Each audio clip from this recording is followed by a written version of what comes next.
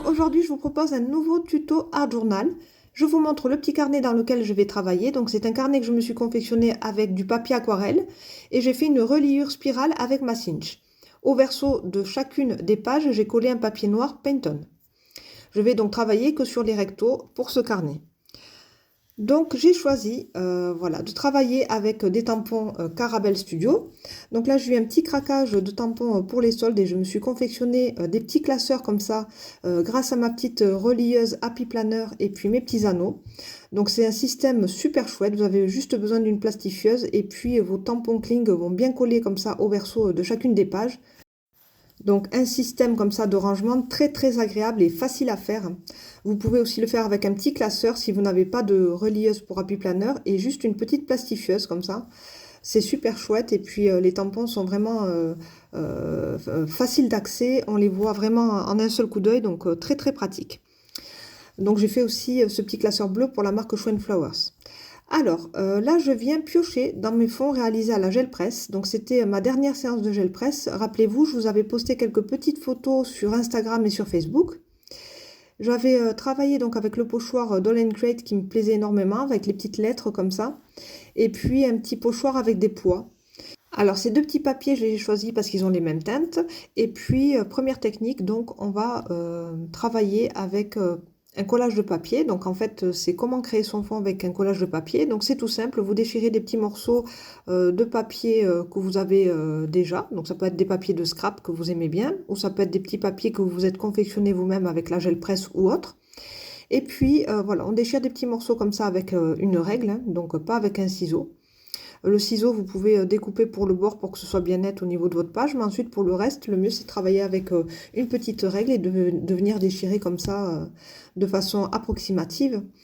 Pour la colle, je vous conseille vraiment la Distress Collage Medium Matte de Ranger. Donc, Tim Holtz l'utilise souvent et c'est vraiment une des meilleures. Enfin, moi, c'est celle que j'aime parce qu'en fait, elle est matte.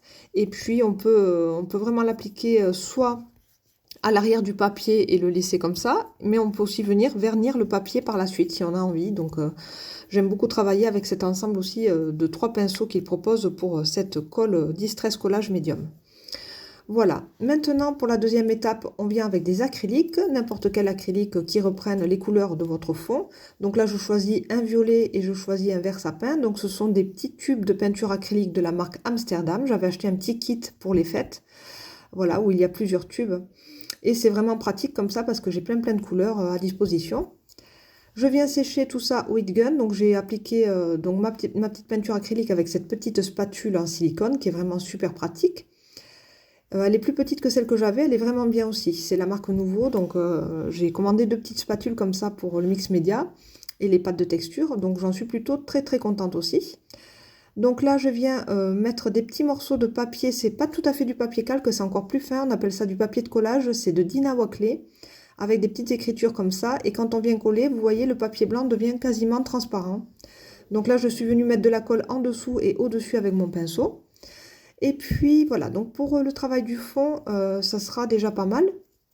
J'essaye de voir maintenant quel tampon je vais choisir voilà, pour qu'il y ait une mise en scène. Donc, ce sera ou des fleurs ou des cœurs. Je ne savais pas trop. Si vous voulez, j'avance vraiment au hasard. En fait, quand je pars sur un projet, je vous le dis tout le temps, hein, je n'ai absolument aucune idée en tête.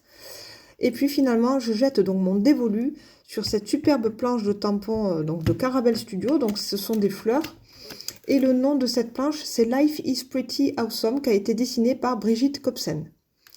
Voilà, donc avec des très belles fleurs comme ça, magnifiques, en boutons. Donc au départ, je me dis que je vais travailler juste avec les boutons de fleurs. Je pense que je vais les placer par ici, donc avec mes néocolores, je viens créer, si vous voulez, une zone plus colorée avec moins de détails pour que la fleur puisse bien ressortir en noir et blanc dessus. Donc ça, c'est vraiment ma première idée. Je viens découper mes petites fleurs comme ça et puis vous voyez j'applique mon néocolore et voilà, avec mon doigt comme ça je viens faire fondre la couleur sur ma page et je viens les mixer entre elles. Je reprends toujours du violet aussi et du vert kaki.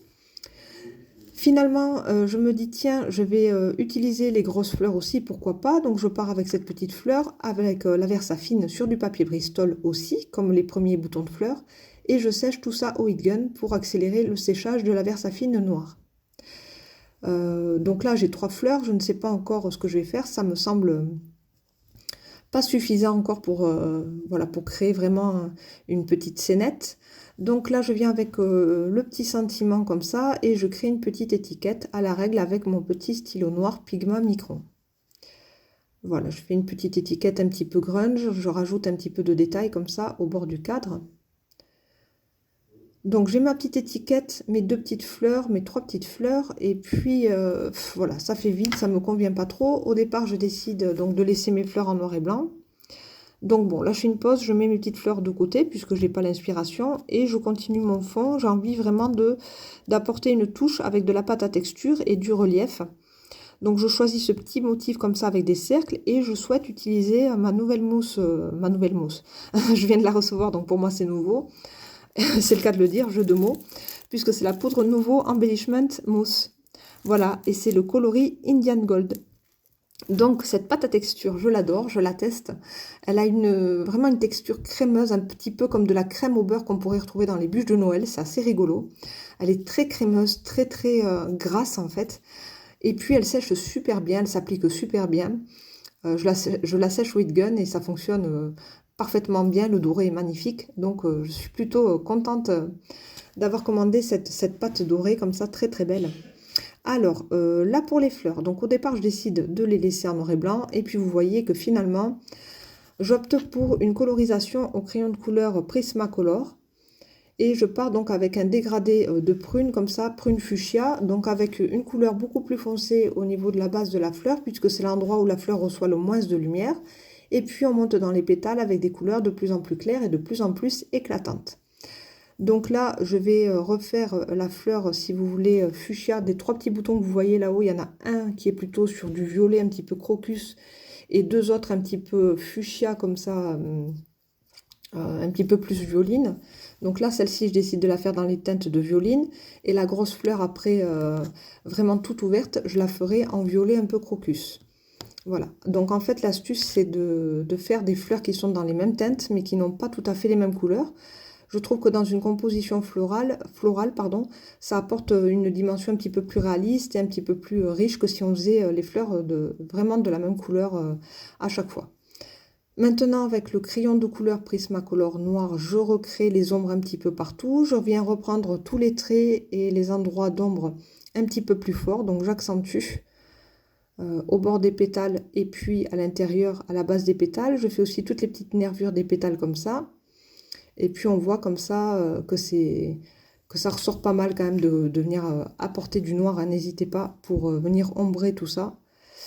Donc là, tout est terminé au niveau de la colorisation au crayon. Et je viens avec donc mon petit Posca noir reprendre tous les traits de ma fleur. Donc ça, c'est une étape que vous me voyez souvent faire, mais je la fais à chaque fois. C'est très long. Mais comme mon crayon de couleur est très gras, il a tendance à recouvrir les traits du tamponnage. Donc il faut venir avec un petit feutre noir et il n'y a que le Posca qui marche bien sur ces crayons gras. Donc en fait je reprends tous les traits comme ça de mes fleurs. C'est assez long, voilà, il faut beaucoup de patience, mais c'est ce qui va donner le résultat assez contrasté et réussi de la fleur à la fin. Voilà. Donc les fleurs sont terminées, j'ai ma petite étiquette et puis pendant un petit moment hors caméra, j'essaie de trouver vraiment la composition qui va, comment venir poser tous ces éléments pour créer un bel ensemble. Et finalement, j'opte pour cette composition, voilà, avec les 3 petits boutons sur la droite et les 2 fleurs ouvertes sur la gauche. Et je vais venir poser mon petit sentiment au centre. Voilà. Donc ma composition florale est terminée au centre. Donc vous voyez que pour cette page, on a eu plein de techniques différentes. Hein, la colorisation au crayon, le fond, la pâte à texture, les collages de papier. Maintenant, je reprends chaque petit centre des fleurs, donc avec des petits points blancs pour les petits pistils comme ça. Et j'en profite avec mon Posca blanc, je viens rajouter des petits points de lumière sur le bout de mes pétales, ce qui apporte de la lumière et du détail à la fleur. Donc le Posca blanc est aussi quelque chose dont je me sers vraiment très régulièrement. À chaque fois que je viens faire une colorisation, c'est essentiel, comme le noir, hein, le blanc ou le noir. Ensuite, pour terminer, je mets quelques petits points noirs comme ça au Posca pour donner un petit peu de détail.